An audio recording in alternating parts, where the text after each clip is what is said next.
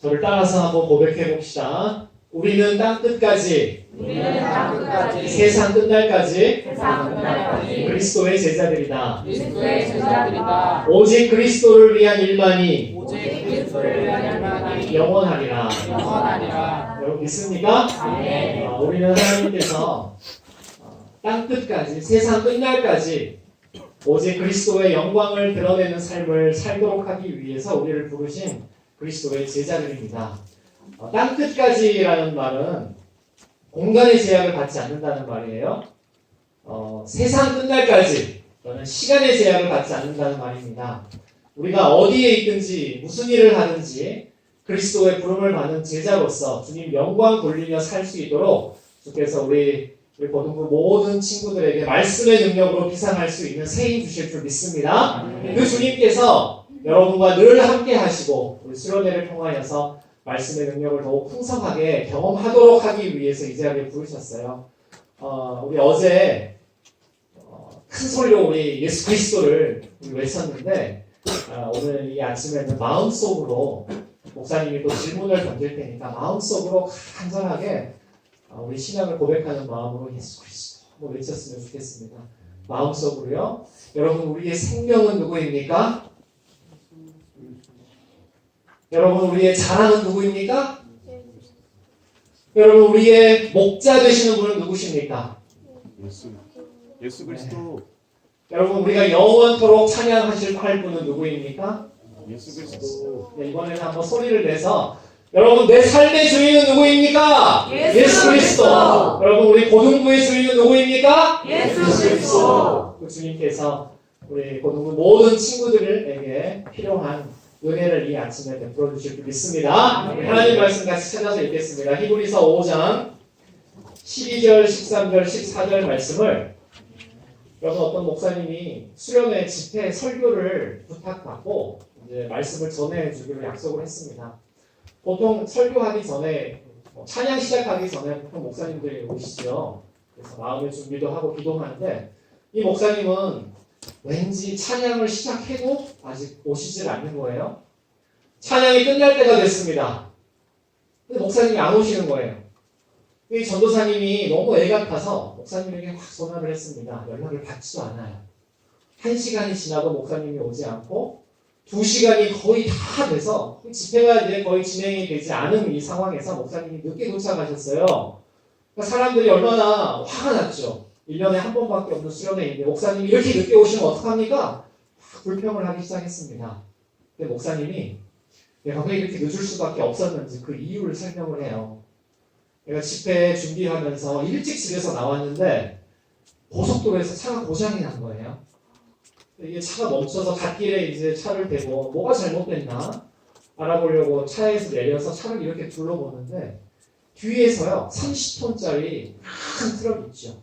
굉장히 큰 트럭이 시속 100km로 달려와가지고 정면으로 목사님을 부딪혔다는 겁니다. 이 사고 때문에 정말 죽을 뻔했는데 겨우겨우 살아서 여기 올 수 있었다는 거예요. 늦어서 정말 미안합니다. 근데 그 사람들이 그 이야기를 듣고서 이해할 수가 없었어요. 목사님 모습을 보니까 옷도 단정하고 머리카락도 정돈이 잘 돼 있고 딱 봐도 별로 사고 난 분처럼 보이지 않았기 때문이에요. 여러분 이 이야기를 듣고 어떤 생각이 드세요? 어떤 생각 드세요? 야 사고 나는 순간에 천사가 이 목사님을 보호해줬구나 라고 생각하는 분은 정말 거룩한 분이에요. 보통 같으면 목사님이 거짓말하고 있구나 이런 생각 여러분 들지 않겠어요? 30톤짜리 트럭이 와가지고 시속 100km로 부딪혔다고 하는데 전혀 사고 난 사람처럼 보이지 않는 거예요. 누가 봐도 목사님은 거짓말하는 것 같은데 라고 생각할 수밖에 없는 겁니다. 여러분 이 이야기는요 폴 워셔라는 목사님이 확신이라는 책에서 쓴 비유입니다. 이 목사님의 모습이 오늘날 신앙생활을 하고 있는 크리스찬들의 모습과 같다라는 거예요. 저와 여러분이 이 목사님과 같이 남들이 보기에 거짓말하는 것과 같은 그런 모습으로 신앙생활을 하고 있지 않나라는 그런 말씀을 하고 있는 겁니다. 여러분 30톤짜리 트럭이요. 아무리 크고 무섭고 강력해도 살아계신 하나님에 비하면 그 트럭은 아무것도 아니에요. 그렇죠? 트럭이 아무리 세고 힘이 세고 무서워도 하나님에 비하면 아무것도 아닙니다. 근데 그 트럭과 살짝 스치기만 해도 여러분 어떤 일이 벌어질까요? 우리 삶에 이거 완전히 만신창이가 되고 누가 봐도 아 사고 났구나 어떡하지? 라는 생각이 드는 것이 당연한데 하물며 그 트럭하고는 비교할 수도 없이 강력한 능력의 하나님을 우리의 마음속에 모시고 살아간다고 입술로는 고백하면서도 아니 정말 한 번이라도 여러분이 마음속에 살아계신 하나님을 뜨겁게 한 번이라도 만난 적이 있다면 누가 봐도 그리스도의 제자로서의 삶에 변화와 열매가 있는 것이 당연하지 않냐라는 말이에요. 근데 누가 봐도 그런 열매가 없기 때문에 거짓말하고 있는 거 아닌가라는 그런 비판을 우리가 받을 수 있다는 겁니다. 여러분 지난 한 10년 동안 또는 지난 몇 년 동안 신앙생활을 하면서 여러분 뭐 여기는 모태신앙도 있을 거고 유치부, 초등부, 중등부 거쳐서 고등부까지 올라오면서 여러분 계속 신앙생활을 해왔어요. 여러분의 삶에 가시적인 변화가 있습니까? 뭘 보고 여러분의 모습을 보면서 정말 크리스찬이다. 그리스도의 제자다. 라고 이야기할 수 있을 만한 근거가 여러분 있습니까? 학교에서 친구들이 여러분 모습을 보면서 야 역시 크리스찬 달라. 교회 다닌다더니 청소교회 고등교회 다닌다면서 역시 다르구나. 라는 이야기를 여러분 들어본 적이 있습니까? 사고난 사람이요. 사고난 사람처럼 보이는 것이 너무나 당연한 것처럼 우리가 그리스도의 제자라면 그리스도의 제자처럼 보이는 것이 너무나 당연한 일이에요. 여러분 우리가 신앙생활하면서 너무 착각하고 있는 일이 있습니다. 교회 오래 다니기만 하면 수련회 오기만 하면 예배에 참석하기만 하면 나도 모르게 그냥 신앙이 성장하겠지. 우리 아빠 엄마가 열심히 교회 생활하니까 나 모태신앙이니까 나 10년 넘게 교회 다녔으니까 예수 그리스도의 제자처럼 살 수 있을 거야. 여러분 정말 그럴까요? 쉬운 일이 아니라는 겁니다. 그래서 오늘 읽은 우리 히브리서 5장 14절 말씀에 보면 다시 한번 이 말씀 한번 읽어볼까요? 5장 14절 말씀입니다. 간단한 음식은 시작! 간단한 음식은 장성한 자의 것이니 그들은 지각을 사용함으로 연단을 받아 선악을 분별하는 자들이구나. 여러분 이 구절에서 뭐가 가장 중요한 것 같으세요? 여기서 핵심 구절을 뽑으라면 여러분 어떤 걸 뽑을 수 있을까요? 1번 간단한 음식. 이게 여기서 가장 중요할까요? 2번 장성한 자의 것. 3번 지각을 사용함으로. 4번 연단을 받아. 자 5번 선악을 분별하는 자들. 뭐가 가장 중요한 것 같으세요? 몇 번? 5번 선악을 분별하는 자들. 또 자 5번 나왔습니다. 한번 읽어보시고 뭐가 가장 마음에 이렇게 도전이 되세요? 간단한 음식, 장성한 자의 것, 지각을 사용함, 연단을 받아 선악을 분별하는. 뭐가 가장 중요할까요? 선악을 분별하는 것이 참 중요한데 그 일을 위해서 뭐가 필요하다고 합니까? 연단을 받아야 해요. 그럼 연단을 받아가 사실 이 구절의 핵심입니다. 우리가 그리스도의 제자로 부름을 받았습니다. 그게 끝이 아니에요. 시작이에요. 그때부터 우리가 연단을 받기 시작하는 겁니다. 여러분 이 연단을 받는다라는 이 말은 저를 따라서 한번 해보세요. 굼나조. 네, 이게 이제 그 성경 헬라어로 굼나조라는 말인데 이 연단을 받는다는 게 굉장히 어려운 일입니다. 마치 이런 것과 같아요. 여러분 예전에 TV에서 혹시 올림픽을 준비하는 그 국대 선수들이 태릉 선수촌에서 시합을 얼마 남겨놓지 않고 훈련받는 그 다큐멘터리를 혹시 보신 적 있습니까? 목사님 예전에 레슬링 선수들이 나와서 어떻게 훈련을 준비하는, 대회를 준비하는지 그거를 이제 하루 스케줄을 쫙 찍어서 보여준 그 영상을 본 적이 있습니다. 여러분 상상이 가세요? 레슬링 선수들이요. 훈련을 하는데 땀을 그냥 샤워하는 것처럼만 흘려요. 하루 종일 똑같은 동작을 계속해서 반복합니다. 하루 종일 해요. 그 프로 선수들이. 그러면서 훈련을 하는 것을 군나조라고 해요.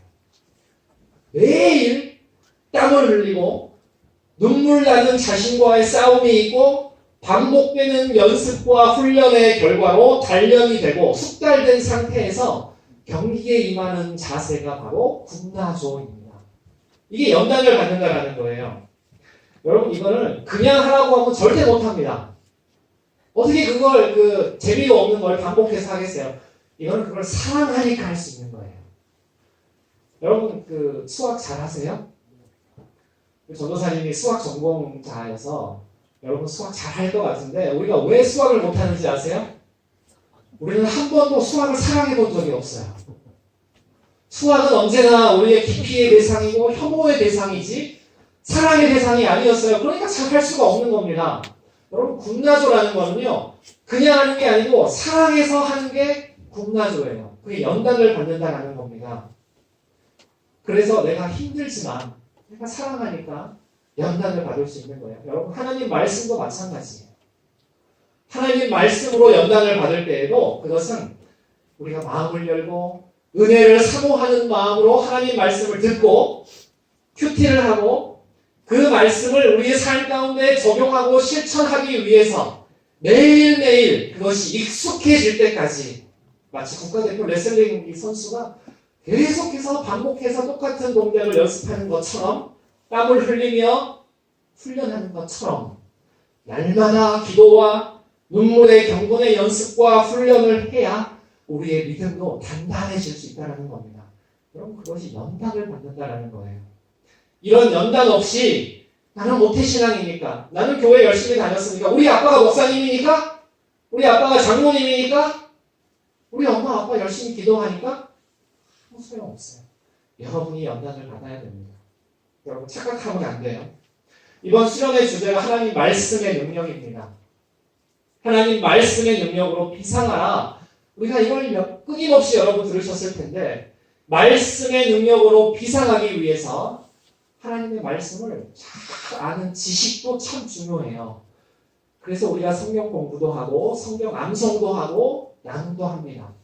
하나님의 지식, 하나님을 아는 지식, 성경 지식 우리가 많이 있어야 돼요.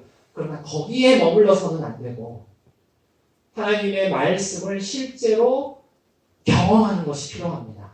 오늘 13절 말씀에 보면 의의 말씀을 경험하는 것과 경험하지 못하는 것이 얼마나 다른가 이 말씀을 하고 있어요. 의의 말씀을 경험한다. 이런 거는 헬라어로 페이라조라는 거예요. 한번 해보세요. 페이라조.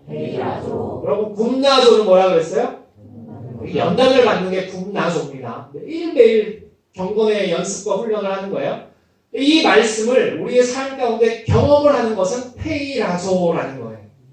여러분 말씀을 경험한다라는 것은 알아요. 여러분 교회 1년만 다녀도 벌써 많은 지식들 여러분 다 갖고 있을 거예요. 성경에 대한 지식들 다 갖고 있어요. 그러나 그것은 지식일 뿐이에요.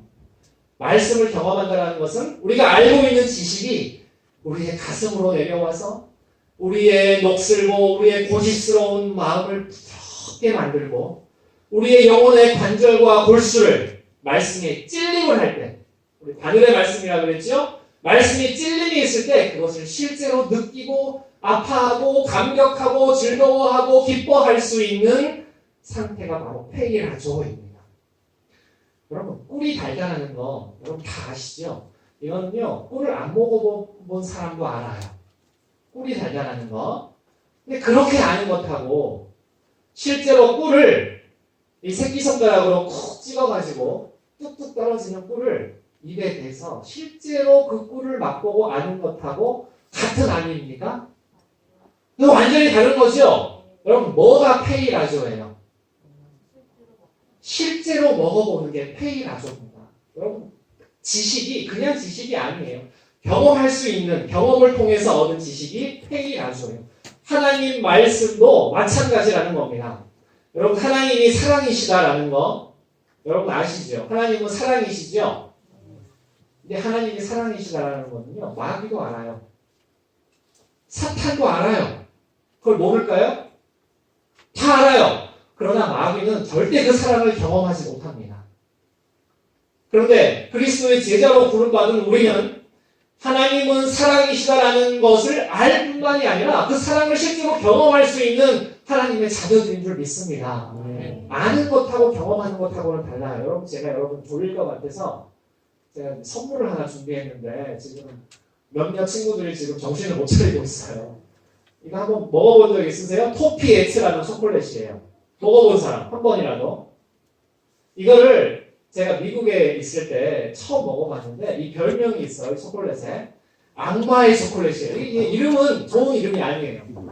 얼마나 맛있으면 한 번 먹으면 끊을 수가 없다는 거예요. 계속 먹게 되는 거예요. 이 한 통을. 악마의 초콜릿이라는 이 초콜릿 여러분에게 소개를 합니다. 한번 보세요. 이게 어떻게 생겼냐면 보기에는 별로 맛없게 생겼어요. 이 겉을 고소한 약간 짭짤한 이 아몬드로 이걸 둘러싸이는데 초콜릿이 그 안에 있고 이걸 씹어 먹어보면 그 안에 카라멜이 있어요. 그러니까 이 세 가지 맛이 얼마나 절묘하겠어요? 고소 짭짤한 아몬드가 있고 달콤한 초콜릿이 있고 그 안에 뭐가 있다고요? 카라멜이 있어요. 이걸 한 입 베어서 씹으면 입에서 이 세 가지 맛이 절묘하게 섞여요. 여러분 대충 이 맛이 이제 상상이 되죠? 한번 먹어볼 사람. 우리 선생님이 한번 드셔보세요. 이 맛을 직접 경험을 한번 해보세요. 또 졸리는 사람, 한번 먹어볼 사람 손 들어보세요. 괜찮아요? 네, 여기 한번 먹어보세요. 여기 이따가 드세요, 이따가. 자, 한번 실제로 먹어보시니까 자, 맛이 이제 실제로 경험을 했습니다. 자, 여러분이 이미 직접 맛을 보지 않아도 짐작을 할 거예요. 이 맛이 어떤 맛이겠다 라고 생각하는 그 맛하고 우리 선생님하고 우리 친구가 실제로 초콜릿을 먹었어요. 먹어봐서 아는 그 지식하고 같은 걸까요? 다른 걸까요? 이건 완전히 다른 거예요. 여러분 하나님 말씀도 마찬가지입니다. 하나님 말씀도 정말 달라요. 직접 맛을 경험을 하는 게 정말 필요하다는 거예요. 제가 이거 전도사님께 드리고 갈 테니까 충분하거든요. 하나씩 꼭 드셔보세요. 여러분 하나님 말씀도 이렇게 경험을 하는 것하고 지식적으로만 하나님 말씀 그럴 거야. 지식적으로만 아는 것하고는 차원이 다른 알미라는 겁니다.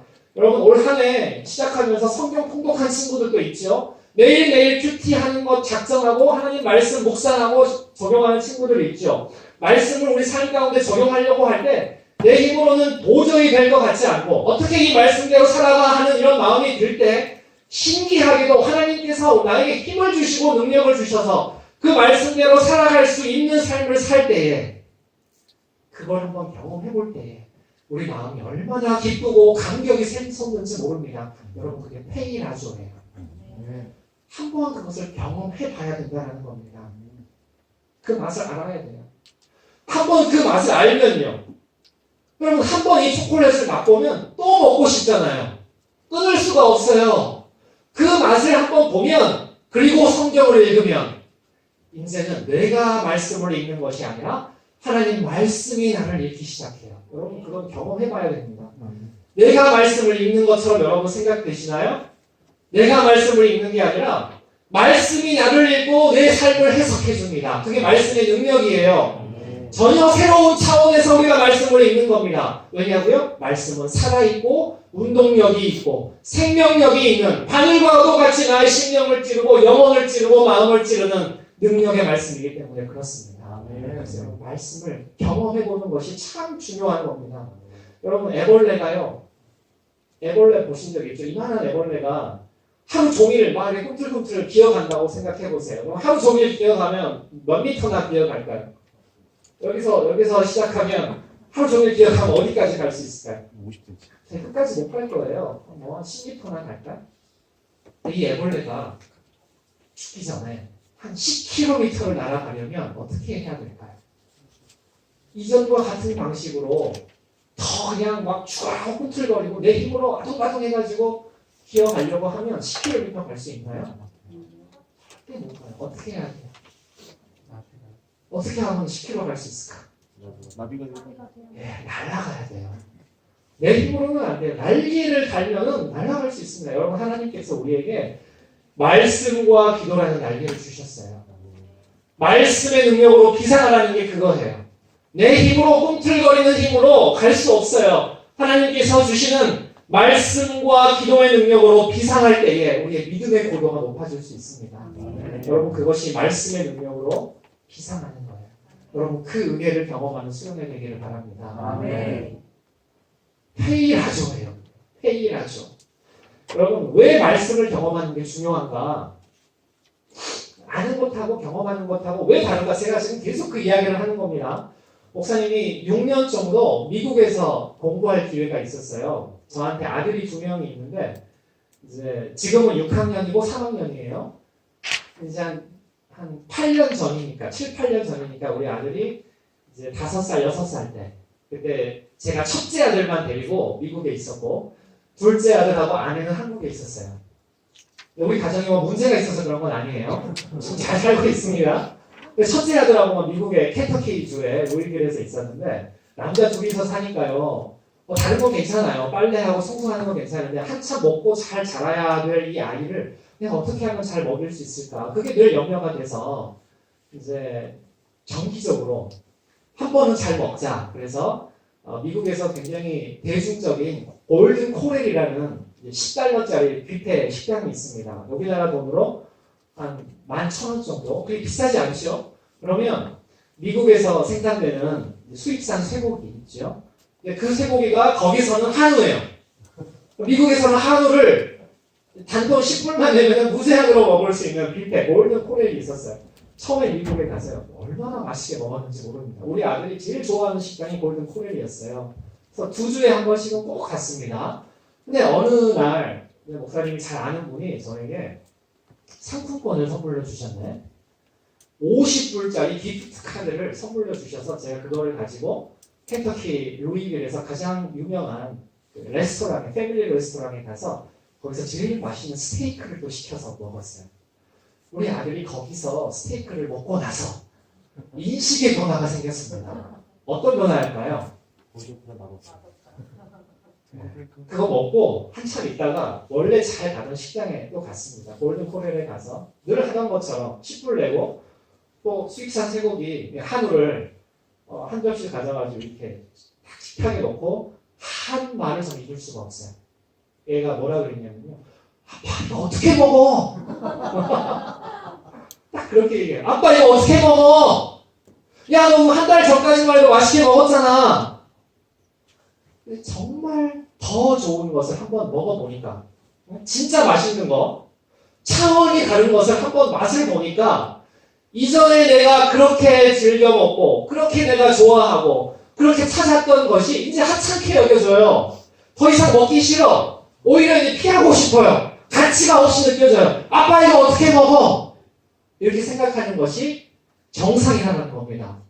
여러분 그러니까 한번 진짜 좋은 것을 한번 경험해 보는 것이 얼마나 필요한지 빨리 그거 잡아버려요. 뭘 그렇게 됐어요? 진짜 좋은 것을 한번 경험하는 것이 얼마나 필요한지 제가 뼈저리게 느꼈다라는 겁니다. 여러분 고기의 맛에도요. 고기 맛에도 이렇게 차이가 나요. 고기 맛도 이렇게 다른데 하물며 한번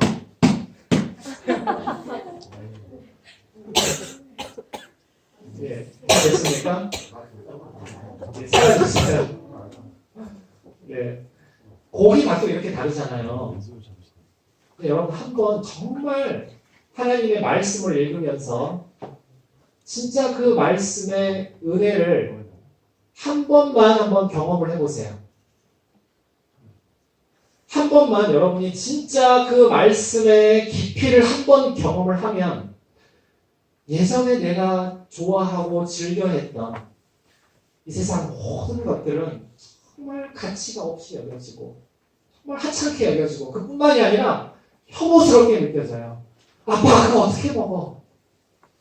내가 이 은혜를 알기 전에는 내가 BTS를 그렇게 좋아하고 내가 연예인 좋아하고 드라마 좋아하고 게임 좋아하고 늘 스마트폰 끼고 살았는데 하나님의 말씀의 그 맛을 한번 경험하고 나니까 이전에 내가 그렇게 의지했던 세상 것들이 더 이상 가치가 없이 느껴지고 얼마나 혐오스럽게 느껴지고 아빠 그거 어떻게 먹어? 하는 그런 마음이 드는 것이 너무나 당연하다는 말이에요. 여러분 이해가 되세요? 한번 경험해보는 것이 정말 중요하다는 겁니다. 여러분 죄에 대해서도 마찬가지예요. 자, 저를 보세요. 이제 거의 다 왔습니다. 죄에 대해서도 마찬가지예요. 여러분 저는 여러분 얼굴을 볼 때 정말 순수해 보이고 정말 깨끗해 보이고 정말 죄 없는 사람처럼 보여요. 목사님은 몰라요. 그러나 여러분이 여러분 자신을 한번 되돌아볼 때 우리 안에 나만이 알고 있는 죄악들이 얼마나 많이 있습니까? 하나님이 여러분들을 바라보실 때에 하나님이 알고 계시는 여러분만이 가지고 있는 반복적인 고질적인 습관적인 죄악들이 얼마나 많습니까? 음란함과 시기와 질투와 게으름과 하나님 말씀대로 살지 않는 것, 습관적인 거짓말, 탐심과 탐식과 육신의 사랑들. 우리의 눈으로는 모르지만 하나님은 다 아신단 말이죠. 여러분 그것을 내 힘으로 끊으려고 하면 절대 끊을 수가 없습니다. 여러분 죄는요 그렇게 우리가 저항해서 이길 수 있는 대상이 아니에요. 어떻게 죄를 이길 수 있을까요? 아프리카에서는 어떤 남자가 자기의 정욕이 너무 절제가 안 되기 때문에 그거를 괴로워한 나머지 자기의 성기를 자는 사람도 있어요. 목사님이 아는 사람은 담배를 끊고 싶어서 상징적으로 손가락을 망치로 때리는 이 사람도 있어요. 어떤 사람은 도박을 끊는다고 도박장에 안 가려고 다리를 절단한 사람도 있어요. 여러분 우리 가운데요 이런 사람들처럼 죄를 치열하게 정말 죄와의 싸움으로부터 나를 지키기 위해서 치열하게 이렇게 대항해본 적 있는 사람 있습니까? 이 사람들 정말 대단한 사람 아니에요? 웃고 넘길 일이 아닙니다. 그만큼 죄에 대해서 민감한 사람들이에요. 여러분 중요한 것은 그렇다고 이 사람들이 죄를 끊을 수 있었을까요? 손가락이 없으면요 발가락으로 담배 피워요. 다리가 없으면 휠체어 타고 도박장에 가요. 여러분 그게 우리 인간의 본성입니다. 우리의 성향 자체가 그래요. 가만히 있어도 죄를 향하여 갈 수밖에 없는 지금 이 내리막이 이걸 성향이라고 그래요. 가만히 있으면 도르르르르 죄를 향해서 갈 수밖에 없는 성향이 우리에게 있어요. 이걸 어떻게 할 것 같으세요? 이걸 어떻게 해결할 수 있을까요? 내 힘으로는 절대 안 된다는 겁니다. 그런데 한 가지 방법이 있어요. 더 좋은 것을 경험하면 돼요. 여러분 더 탁월한 것을 추구하세요. 여러분 하나님의 거룩을 추구해보세요. 하나님의 능력의 말씀을 한번 경험해보세요. 그러면 이전에 내가 좋아했던 모든 도박과 모든 술과 음란함과 모든 죄악적인 것들 이 세상에서 내가 쫓았던 많은 것들이 아빠 그거 어떻게 먹어? 좋은 게 여기 있는데 아빠 그거 어떻게 먹어? 피하게 되고 혐오스럽게 느껴지고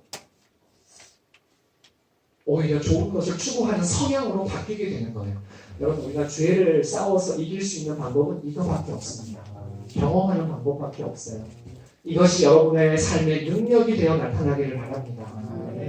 여러분 죄가 주는 잠깐의 쾌락이 분명히 있어요.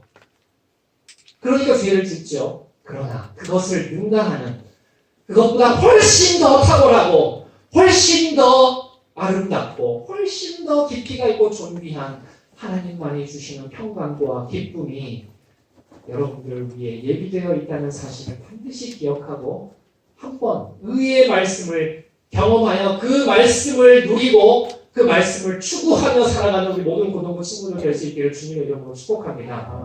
여러분 바라기는 정말 이번 수련회를 통해서요 하나님 말씀의 능력의 맛을 한번 직접 경험을 하고 돌아가서 이제는 계속해서 그 말씀의 은혜를 추구하며 살아가는 여러분 되면 참 좋겠습니다. 여러분 더 중요한 것은 수련회 이후에요. 여기 있는 동안에는 다 잘할 수 있어요. 큐티도 하고 성경 공부도 하고 말씀도 듣고 기도도 하나니까 다 하고 눈물 흘리면서 다 할 수 있어요. 문제는 당장 내일부터 여러분 어떻게 하실 겁니까? 어떻게 살아갈 거예요? 잘 될 것 같으세요? 그냥 결심한대로 자연스럽게 될까요? 군나조 없이 연단을 받는 것 없이 페이라조 하나님 말씀을 경험하는 것 없이 자연스럽게 수련회처럼 여러분의 일상 가운데 그런 경건의 훈련이 잘 될까요? 쉽지 않을 겁니다. 여러분 이거 실제로 있었던 일이에요. 폴란드에 25살짜리 카밀이라는 청년이 있었습니다. 이게 국제 신문에도 났었어요. 폴란드 어느 작은 마을에 카밀이라는 청년이 있었는데 이 술을 얼마나 좋아하는지 여러분 혹시 소주 마셔본 친구들은 알겠지만 도수가 어느 정도 되죠? 우리나라 참이슬 처음처럼 몇 도 정도 돼요? 네? 14? 10? 7. 마셔본 친구들은 알겠죠? 우리 사랑의 교회 교회들한테 물어보니까 대번에 알던데요? 이게 술마다 좀 도수 차이가 있대요. 나는 몰랐어요. 우리나라 소주는 14도, 15도, 7도 이런 거 하는데 폴란드, 러시아 이런 데는 너무 춥잖아요. 그러니까 이 도수가 훨씬 높아요. 폴란드 같은 경우는 50도, 60도 한대요. 보드카가. 심지어 90도 하는 것까지 있어요. 이거는 이제 불을 붙이면 불 붙는 그런 거 본 적 있죠. 그런 거를 마시는 거예요. 외국인들이. 근데 이날 이 카밀이 이 술집에서 술을 진탕 마시고 술집을 나왔습니다. 심장에 쇼크가 왔어요. 그리고 나서 죽었습니다. 응급실에 실려갔는데 바로 사망 진단을 받고 이제 의사가 사망 진단을 하면 어떻게 돼요? 이제 영안실로 안치를 하잖아요. 그래서 이제 냉동고 거기다가 부패하지 않도록 시신을 안치를 합니다. 시간이 어느 정도 흘렀을까요? 경비원이 이제 왔다 갔다 지나가는데 그 영안실 그 냉장고 안에서 이상한 소리가 나는 거예요. 그러니까 이 아저씨가요, 이 경비원 아저씨 얼마나 놀랬겠어요. 죽어서 이 안치를 했는데 그래서 막 달리다 소리가 나요. 그래서 손을 벌벌 떨면서 문을 열었어요. 깜짝 놀랐어요. 이거 넘어졌다는 거 아닙니까? 거기서 카밀이 살아나가지고 아저씨 추워요. 이불 좀 주세요. 기적이 일어났습니다. 분명히 의사가 죽었다고 이게 사망 진단 내리고 영안실에 안치가 됐는데 살아난 거예요. 기적 아닙니까? 근데 의사가 깜짝 놀라서 다 몰려들었어요. 아니 죽은 사람이 어떻게 살아날 수가 있냐. 정밀 검사를 했는데 전혀 이상이 없어요. 그래서 이제 집에 가도 됩니다. 하고 이제 집으로 보냈는데 더 큰 기적이 일어났습니다. 병원을 나서는 순간 이 청년이 집으로 가지 않고 어디로 갔을까요? 또 술집 간 거예요. 또 술집으로. 여러분 이게 여러분 어디로 돌아갈 겁니까? 집으로 돌아갈 겁니까? 또 술집으로 돌아갈 겁니까? 수련회 이후에 우리의 삶이 예전에 늘 당연하게 여겨왔던 그런 삶의 방식 그대로 살아갈 겁니까? 애벌레처럼 나의 힘으로 꿈틀거리면서 겨우 몇 미터 가서 지치고 아둥바둥하며 살 겁니까? 아니면 하나님께서 달려주신 귀한 말씀과 기도의 날개를 달고 믿음의 고도를 높여서 하나님 주신 말씀의 능력으로 비상하는 그런 삶을 살기를 원하십니까? 여러분이 이제 결단을 하셔야 돼요. 2001년도에 그 미국의 뉴욕에서 큰 사건이 있는 거 아시죠? 오사마 빈 라덴이 비행기 납치해가지고 그 쌍둥이 빌딩 비행기 자살 테러했잖아요. 그때 죽은 사람이 2,843명이 죽었습니다. 그때 무너지는 건물을 향해서 소방관들하고 경찰관들이 사람들 구하려고 막 달려들어가요. 그러면서 외치는 말이 이겁니다. Run for your life! Run for your life! 그러면서 자기는 그 건물을 향해 뛰어가는 거예요. 사람들, 빨리 나오세요. 빨리 도망치세요. 여러분 살고 싶으면 빨리 돌아가세요. Run for your life! 이렇게 외치면서 그들은 사지를 향해 달려갔다는 거예요. 여러분, Run for your life. 여러분 어디로 달려가야 되겠습니까? 여러분 어디로 달려갈 거예요? 술집을 향해 달려갈 겁니까? 여러분 예전에 똑같은 삶의 방식으로 돌아갈 겁니까? 우리가 돌아가야 할 곳은 유일한 장소는 그리스도의 십자가의 보혈인 줄 믿습니다. 그럼 하나님의 말씀의 능력인 줄 믿습니다. 수련회 이후에 여러분의 삶이 언제나 하나님의 말씀의 능력을 한번 맛본 자로서 의의 말씀을 경험한 자로서 날마다 우리가 어려움을 당하던 고난 가운데 있던 기쁨 가운데 있던 우리가 Run for my life 하기 위해서 돌아가야 할 곳은 하나님 품이고 하나님의 말씀이고 그리스도의 십자가임을 반드시 기억하는 여러분 되기를 바랍니다. 그 일을 위해서 수련회 이제 마지막이니까요. 결심을 했으면 좋겠어요. 여러분 이대로 그냥 내려가지 마시고 상징적으로 여러분이 구체적으로 실천할 수 있는 하나님과의 약속을 한 가지씩만이라도 하고 돌아가면 좋을 것 같아요. 성경에 보면 참 많은 인물들이 나오는데 목사님이 다 보니까 다 장점이 있고 단점이 있어요. 그냥 완벽에 가까운 인물이 딱 한 사람 있어요. 예수님 말고 다니엘이라는 사람이 있습니다. 이 다니엘은요, 원래 이스라엘의 귀족 그 가문에서 태어나서 장래가 촉망되는 크리스찬 청소년이었습니다. 그 나라가 한순간에 바벨론에게 멸망을 해요. 그리고 나서 포로로 끌려갑니다. 그때 나이가 17살이에요. 여러분 나이죠? 그럼 보통 나라가 멸망하면 어떻게 됩니까? 근데 이제 학교도 다 폐쇄가 되고 학교도 안 다니고 뭐 이제 그 나라로 끌려가서 노예처럼 사는 거예요. 여러분 그러면 보통 사람들 같으면 얼마나 절망을 하고 좌절을 하고 패배주의, 우리 나라가 망했어요. 냉소주의, 어떻게 이럴 수가 있어? 무기력 강과 열등 강과 이런 것 때문에 대부분의 삶이 망가지기 쉬운데 이 다니엘 1장 8절 말씀 보니까 뜻을 정했다 그래요. 하나님 앞에서 뜻을 정했어요. 왕의 산의 진미와 포도주로 나를 더럽히지 않겠다 라고 뜻을 정하고 일평생 하나님의 앞에서 그 뜻대로 살았기에 다니엘이 일평생 덕약청청하고 신앙의 기백과 기조를 유지할 수 있으면서 하나님 말씀 앞에서 부끄러움 없는 모습으로 살아갈 수 있었다는 겁니다. 여러분 이 시간 우리가 하나님 앞에서 뜻을 정했으면 좋겠습니다. 수련회 이후에 당장 오늘 집에 돌아가서 여러분 어떤 모습으로 하나님 앞에 서기를 원하십니까? 제가 예전에 어떤 친구 그 수련회 때 다니엘서 이 이야기를 하면서 야 우리도 한번 뜻을 정해보자. 하나님 앞에서 어떻게 살아갈까? 한번 상징적인 결단을 해보자. 제가 이렇게 도전을 하니까 어떤 친구가요. 자기 핸드폰을 막 때려 부수더라고요. 왜 그랬을까요? 여러분 옆에 다 핸드폰 가지고 있죠? 그걸 막 부셨어 남자아이가. 왜 그랬을까요? 내가 그 전까지는 시간 있을 때마다 이 야한 동영상 있잖아요. 건전하지 못한 그런 불건전한 음란한 그런 영상들을 너무 즐기는 그런 삶을 살았는데 이제는 그걸 끊고 싶다는 거예요. 상징적으로 자기 핸드폰을 막 부수는 거예요. 여러분 우리가 그렇게까지는 하지 않더라도 여러분의 신앙의 모습, 하나님 앞에서 내가 어떤 모습으로 살아갈지 수련회가 마무리되기 전에 구체적으로 한 가지씩 결단하는 시간 가지면 좋겠습니다. 여러분 어제 말씀 들었죠? 하나님 말씀은 바늘과 같다 그랬어요.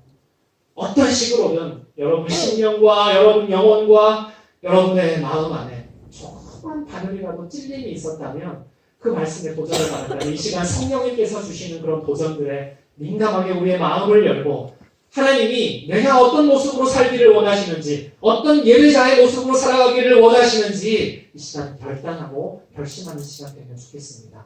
그럼 지금 자리에서 일어서서요 같이 찬양 하나 하고 우리 한번 같이 기도할까요? 부르신 곳에서